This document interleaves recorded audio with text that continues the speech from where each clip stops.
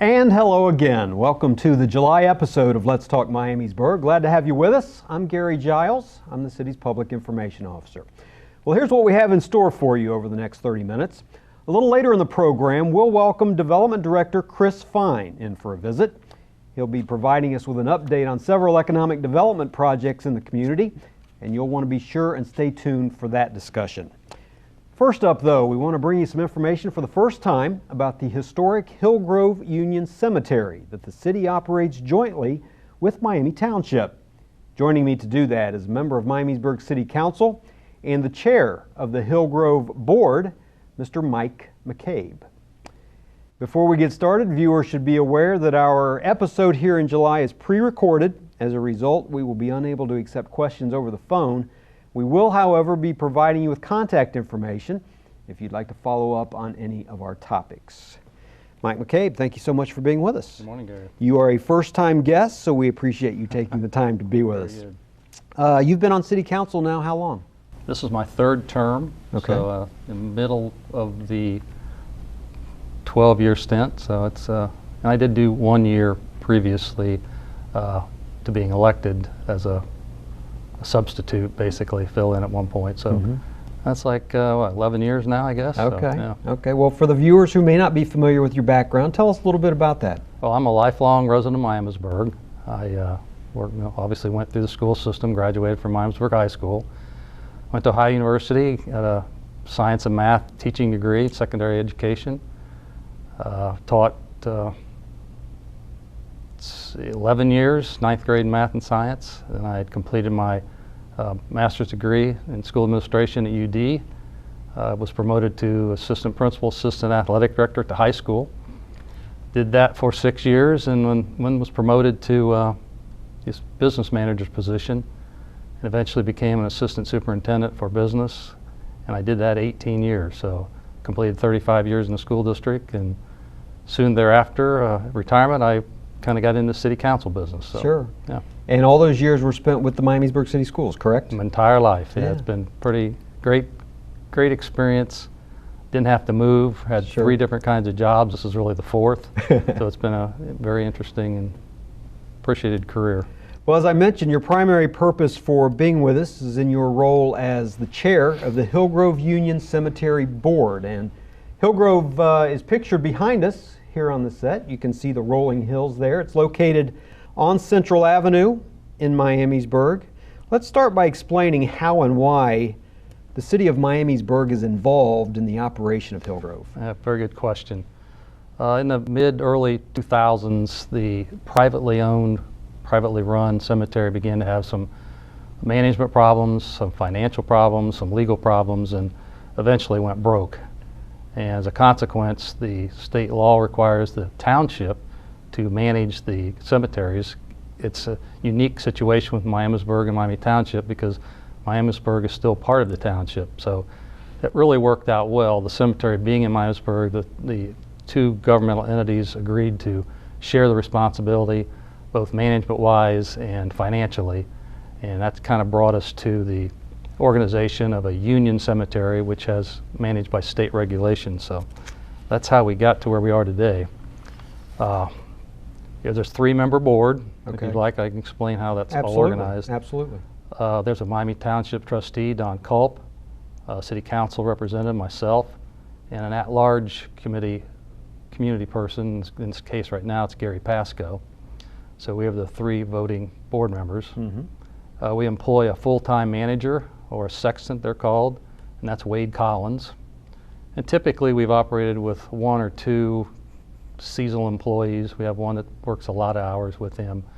But we've evolved. I think it's moving in a positive direction. The operation now being supported by the township and the city, both at board meetings and in daily operation. We have a great group of people that work together. Our board is representative of 2 additional township people and 3 or 4 other city employees. It would be probably inappropriate to not mention that Kim Combs, being the mayor and the city manager's administrative assistant, has been probably the the glue that's held this organization as the membership has changed. I believe she's been part of the Union Cemetery operation from the beginning, so she's the keeper of the minutes and the knowledge base and does a lot of work and helps Wade. The financial part of it is managed by our financial director, that being Jennifer Johns. So that's kind of how the system operates right now. And the funding is generally provided equally between the city and Correct. the township? The revenue generated by the operation is not enough to pay all the bills. Sure. So the city and the township have equally contributed to the funds at this point since the beginning of the operation. Okay.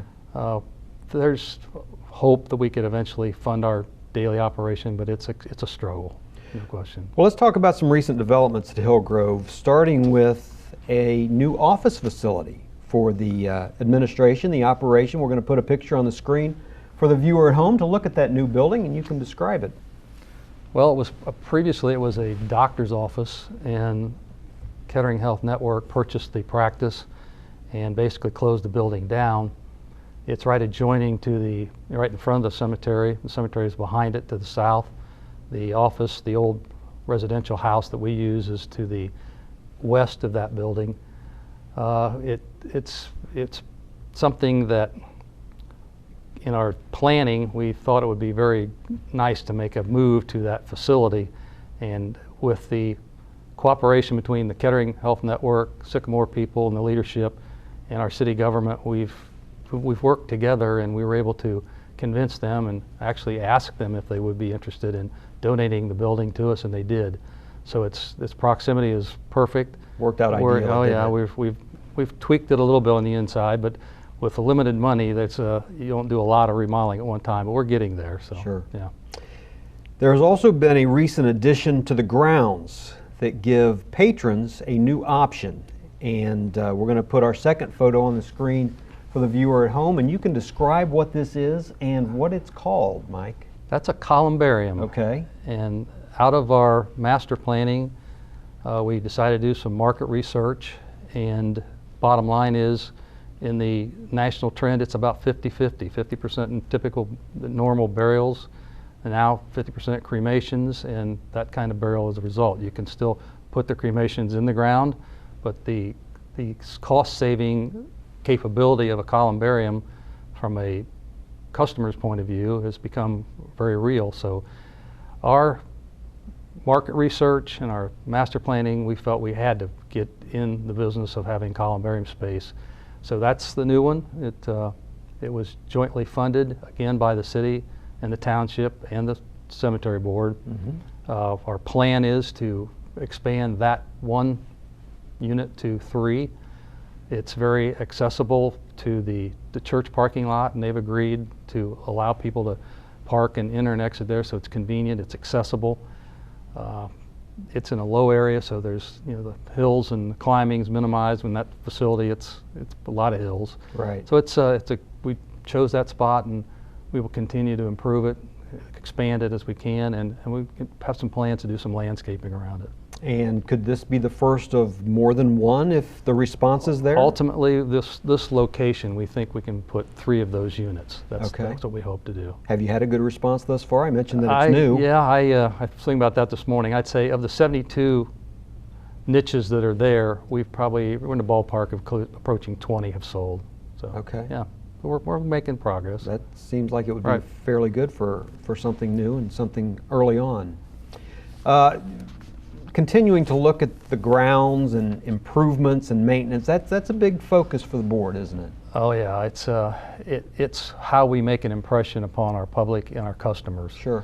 So it's a constant challenge. This spring, with all the rain, it never lets up. So mowing on hillsides, it takes special equipment.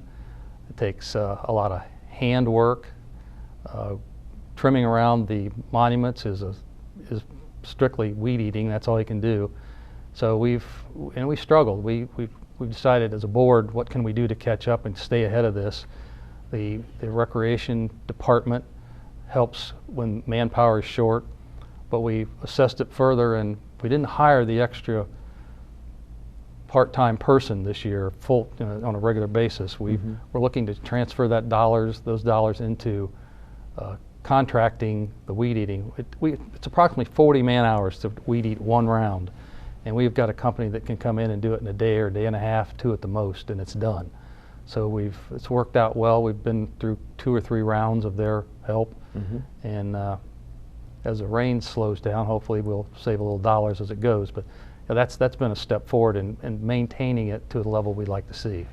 Hillgrove holds a very unique place in the Miamisburg community. It's very historic. Some of the city founders even are buried there, and so we appreciate you being with us to provide kind of an introduction to those people who may not be familiar with the local government's role in the operation of Hillgrove. If anyone has any questions about anything we've talked about today, how could they follow up?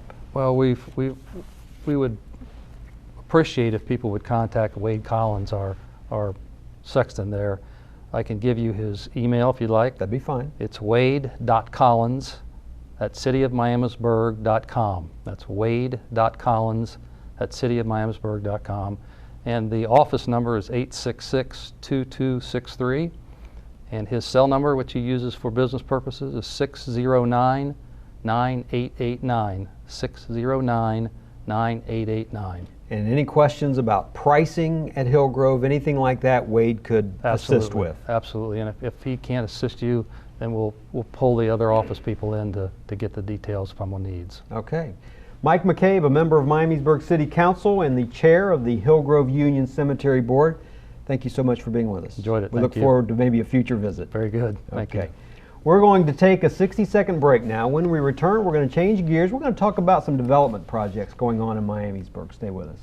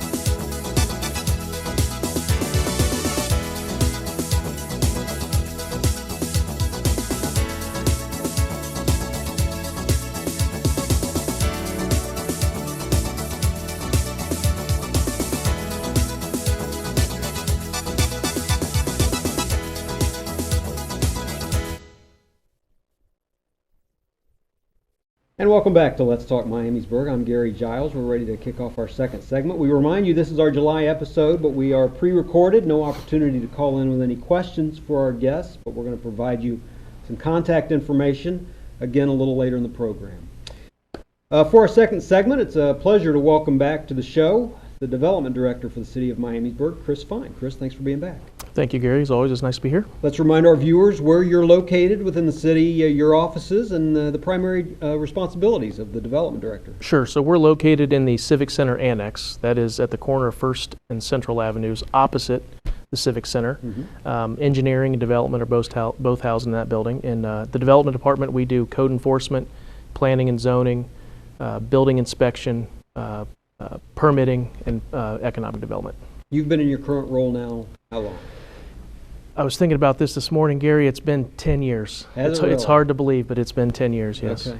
All right. Well, we appreciate you taking the time to be with us. All right. No problem. Development activity has certainly been brisk in 2019, Yep. and we want to take this opportunity to kind of summarize those projects for the viewers at home. Let's start with a major commercial facility that was recently completed in the Interstate Technical Park off Byers Road. We're going to put a photo on the screen for the viewer at home, and going to ask you what you can tell us about Staco Energy Products. Well, Staco Energy Products, that's a good example of why people in my profession really get out and talk to companies in the community. A couple years ago, I met with the CEO. They had a small operation here on Byers Road, and during that visit, he informed me that they were in the process of looking to consolidate their operations. They had administration here in Miamisburg and a manufacturing facility in Dayton. So I helped them identify some sites throughout the community. Ultimately, they landed on this site in Interstate Tech Park. along Technical Drive. They built what you see there is their brand new 96,000 square foot manufacturing facility.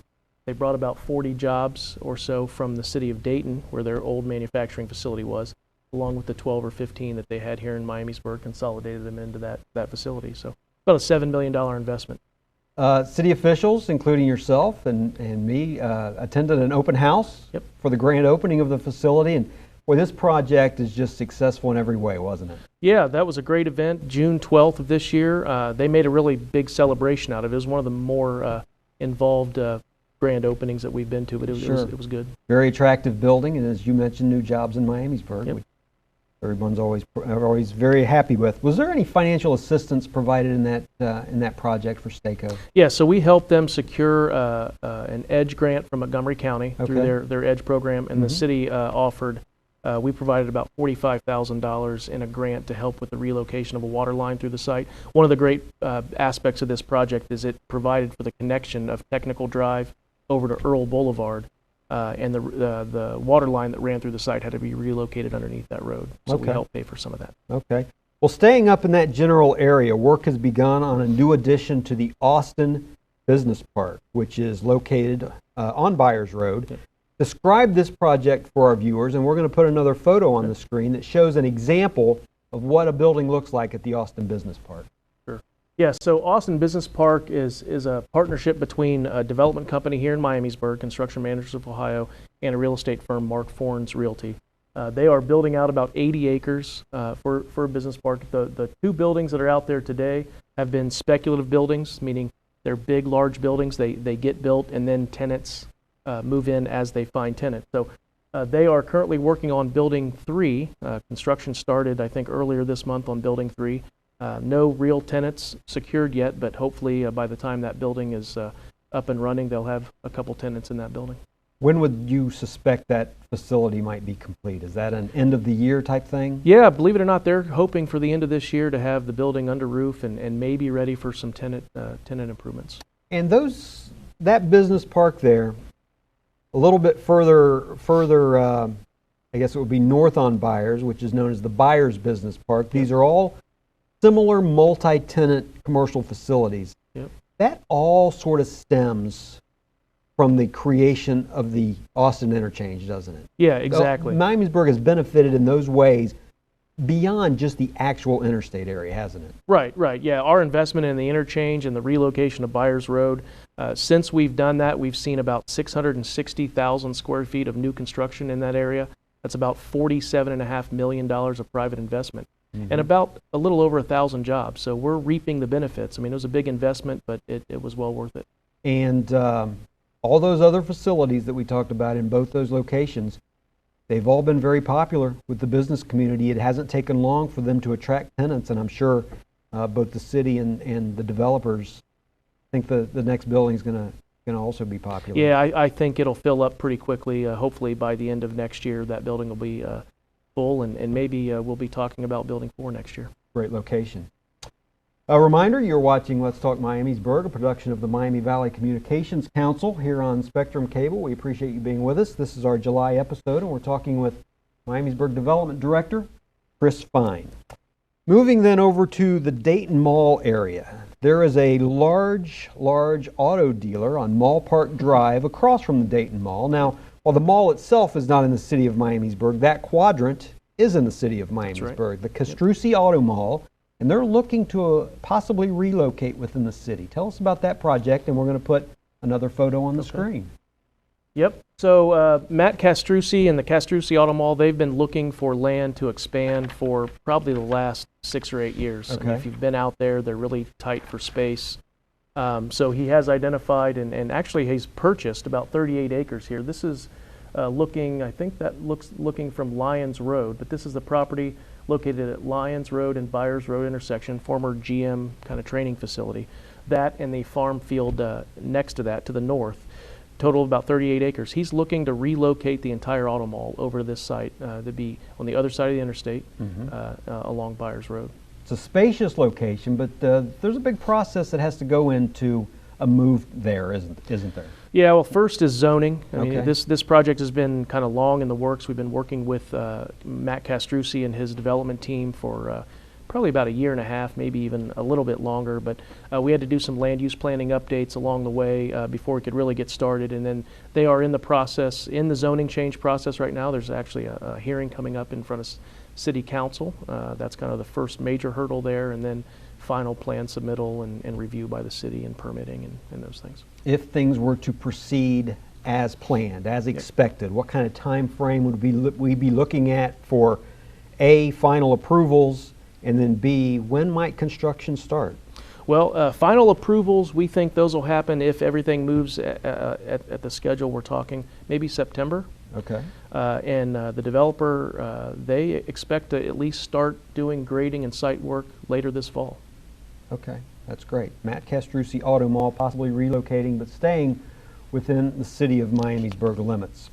In downtown Miamisburg, you told us last year about an exciting project that the city is part of to redevelop one of the real historic buildings downtown. People know it as the Sutman's Building. It was the longtime home of Sutman's Men's and Boys Wear, very historic business in Miamisburg. I think it was open over a century. Yep, that's right. Give us an update on where that stands and the exciting news that the project leaders just recently learned. Sure. So I can't remember exactly the update last time, but we have entered into a development agreement with the developer, and that's a partnership between a real estate person and an architect. They're looking at completely renovating the building. One of the interesting things that was just announced, so this is a very complex project, very expensive project, so we're trying to layer in a bunch of pieces for the financing of this. And one of the key components of that was historic preservation tax credits through the state of Ohio. That's a competitive process. There's an application period. They only award them twice a year. And we're excited to announce that we were awarded tax credits for this project. We're one of 3 projects in the Dayton area that received tax credits. So that's a big boost to the project. It allows a good substantial amount of funding to come into the project. Let's put a piece of artwork on the screen, which is an artist's renderings of what the future of the Sutman's Building may look like. And Chris, what's the vision? Well, the vision is some type of commercial use on the first floor. That could be a restaurant, that could be retail, and then on the second and third floor, housing. We want to see good quality market rate apartments downtown for folks to live and enjoy the experience that we've created downtown. And the city has been involved in a similar project as this, sort of that public-private partnership in the past, haven't they? And it's been very successful. Yes, one of the first that we was undertaken, we call it the Miami Hotel Building, but it's the building at Main and Linden where the Taste of Wine, the donut shop, Amy Cakes, they're located in. Very similar process. The owners of that building ended up donating that to the city. We reached out to the development community, partnered with somebody, and saw that building renovated. And if we were to look ahead again on this project, now that the tax credits have been secured, how would you envision this unfolding down the road? Well, we still have a couple more pieces of financing to look at and to just kind of make the numbers work. As you know, downtown projects are a lot more difficult than maybe new construction projects. But if everything goes as planned, I think the developer wants to start later this fall and hopefully be finished up by the end of next year. Oh, that would be an exciting project. Yes, the appearance of that artist rendering would be a tremendous boost in addition to the downtown landscape. Yeah, that would be a great addition, exactly. Yeah, absolutely. Aside from these commercial projects, there are also a couple of residential developments on the drawing board in Miamisburg. Tell us what's happening on the residential side, and we're going to look at the first of 2 graphics. Okay, all right. So, you know, we haven't really had any new subdivisions proposed or built since the early 2000s, when the housing market crashed in 2007, 2008. Really all residential construction stopped in Miamisburg. It's been very slow, hasn't it? And much of the region. Sure. And that's really starting to pick back up. There's some pent-up demand in Miamisburg for new housing. So we do have 2 new housing developments proposed currently. The one you see on your screen is called Course View at Pipestone. This is a 40-acre piece of property. It's about 44 acres total, but there was 40 acres of that property that was annexed into the city here recently.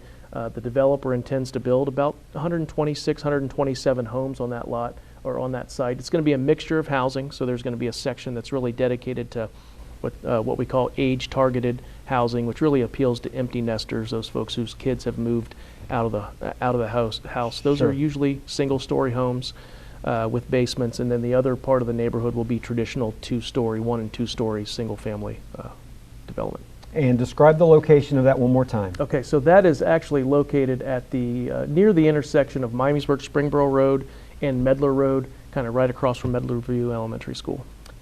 How are we progressing through the process in that project? Yeah, so this is, again, a rezoning process. Those take some time. This project has actually received zoning approval from council. There was an ordinance that was passed at their last meeting. So the next steps in this is really for the developer to finalize their construction drawings and start moving forward with platting. And you mentioned that this was an annexed piece of property. Yep. Annexations used to be very contentious between cities and townships. Not really like that anymore, is it? No, actually, we entered into an annexation agreement with the township. There's a revenue sharing component to this that happens kind of behind the scenes, but we'll be sharing some revenue with the township as a result of the annexation. Okay, so that's course view at Pipestone. Let's put on our second graphic that shows another development, and Chris, you can talk us through this one as well. Sure. So this is actually a redo, if you will, of a previously approved development, and that is called Deer Valley. Deer Valley was originally approved in 2007, right before the housing market crashed, and as a result did not move forward. So this is a new development, new plan, new developer, but it's about 87 acres. They're proposing 197 homes on that, ranging between 1,200 square feet to 3,000 square feet. Again, a mix of types. Some of that will be geared towards the empty nester individuals, and then others will be geared towards families. And where does this process stand right now, and when might we see future construction here? Well, very similar. This has received zoning approval from City Council as well. And if all goes as planned, I think they want to start site work here later this fall as well, so they can be in a position to have homes being built sometime next year. Okay, so both projects required rezoning. Yep. And as you mentioned, completely different project and completely different developer on this site than 10 years ago. Yes, it Right, is. different plan. It's a different product. Actually, we believe it's a better plan. There's about 20, so it's 87 total acres. There's 21.2 acres of open space in this plan. I think the housing product is better than the last plan. So Okay. we generally think this is an improved plan. Okay. And lastly today, we've only got about a minute, so Chris, talk me through a project that people can already see the construction taking place, and that's a senior apartment complex on Maui Road, and there we've got an artist rendering of that one. Yep, there's the rendering of that. So that is located kind of right in front of, it's on Maui Road, right in front of the Near nursing pool? home. Oh, okay. Yeah, sure. right in front of the nursing home. Sure. So that's a 119-unit apartment building being constructed exclusively for seniors. It's owned and operated by a company that's kind of what they do. They do senior housing, and it's not low-income housing. It's regular market rate housing. One of the things that we don't have in the city of Miamisburg are large apartment buildings. So this is the largest apartment building in the city. Sure. And completion date? Should be, I think, by the end of next year, middle of next year. Middle of next year. Okay. Well, that'll do it. Our time is short. Appreciate the update. Chris Thank you. Fine, Development Director with the City of Miamisburg. Thanks for being with us. No problem. Thank you. We will be off for the month of August, but our plan is to be back with you for a debut program on September 11th. We hope to see you then. Until that time, I'm Gary Giles. Thanks for watching.